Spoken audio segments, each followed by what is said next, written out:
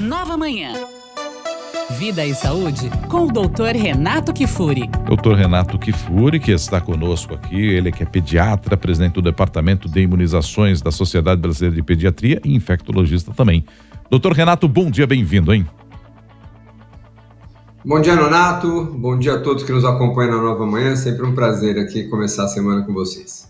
Doutor, a lutadora argelina que conquistou a medalha de ouro lá em Paris, Imane Khelif, foi alvo de uma polêmica, né, durante os Jogos Olímpicos por causa da condição de nascimento dela. E aí muito se falou se ela poderia mesmo lutar com as mulheres ou não. Doutor, vamos trazer mais detalhes aqui a respeito dessa polêmica e esclarecer um pouco essa situação para a gente? É o chamado intersexo, é isso? Boa, Nonato. Eu acho que é importante deixar claro aqui, apesar da gente desconhecer as informações exatas, não foram divulgados os exames, vamos falar um pouco sobre o tema e deixar claro aqui que nós não estamos fazendo nenhum tipo de preconceito, muito menos falando de identidade de gênero. Nós estamos falando de alguns distúrbios ou desordens da diferenciação sexual que antigamente, Nonato, até 2016, era chamada de intersexo. Esse nome acabou mudando pela própria Organização Mundial da Saúde, que hermafroditismo, pseudo-hermafroditismo, sexo reverso, próprio intersexo, foram termos com caráter até pejorativo, foram deixados de usar. Então nós estamos falando de distúrbios de diferenciação sexual, né, que vem do inglês DDS.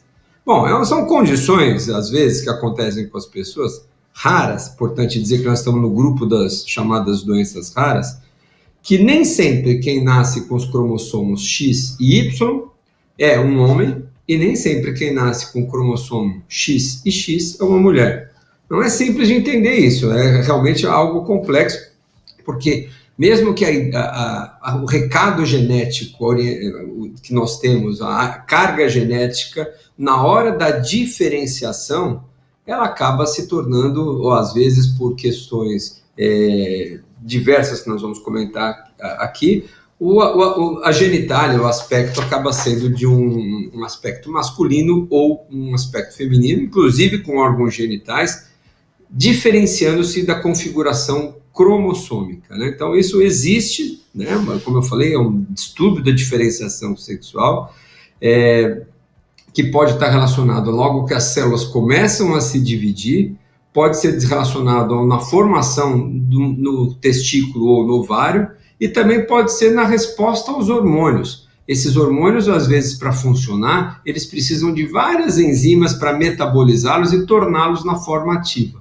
Se alguém nasce com alguma deficiência de uma enzima, por exemplo, que metaboliza o androgênio, ou a testosterona, ou o estrógeno, ela pode ter modificações logo ao nascer da sua genitália, da sua expressão genital, e independente do tipo de cromossomo que tem, no caso, geralmente masculino XY e geralmente feminino XX, então esses desenvolvimento pode ser alterado. É possível, inclusive, com alterações com pênis em mulheres, em homens que nasceram XX, ou vagina e útero, inclusive em alguém que nasceu XY.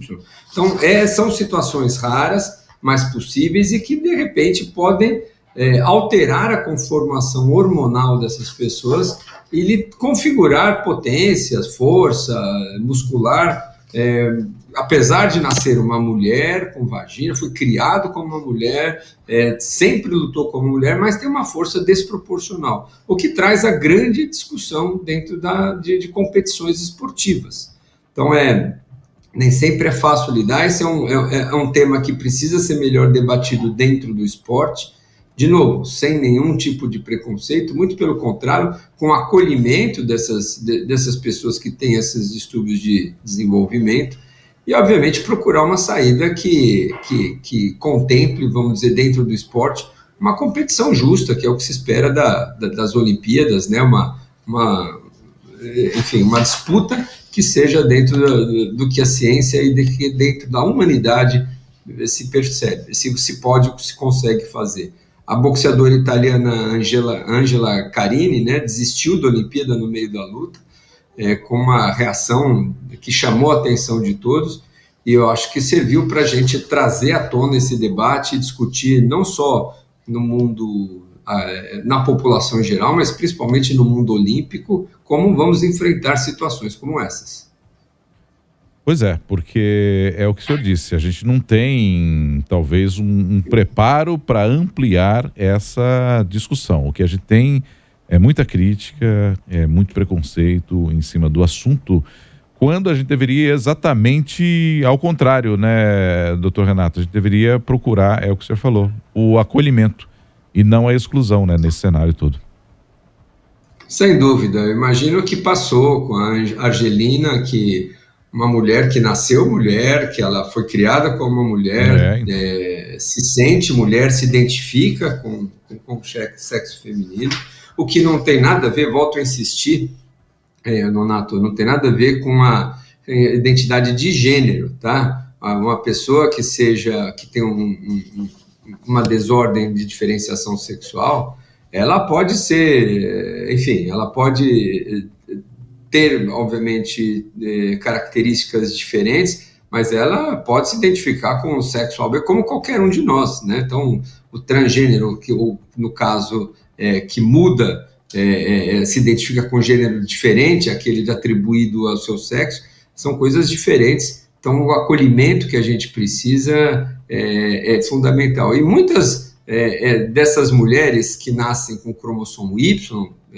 na grande maioria masculino, às vezes só vão se desconfiar que tem alguma coisa errada quando crescem, quando não menstruam, por exemplo, porque não desenvolveram o seu útero, quando tem uma força meio desproporcional, quando é muito grande, quando vão investigar.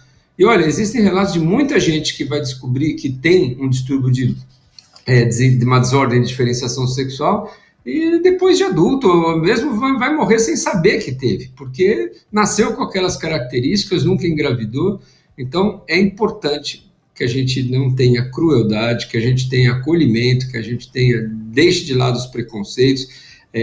Embora seja algo raro, de novo, é possível, e esses distúrbios, às vezes, precisam ser tratados. Existem até, vamos dizer, quando se faz um diagnóstico dentro do berçário, acha-se alguma coisa diferente já ao nascer, é possível tratamento hormonal, reposição, em alguns casos se torna necessário. Doutor Renato, muito obrigado, pela participação mais uma vez aqui conosco. Ótima semana ao senhor.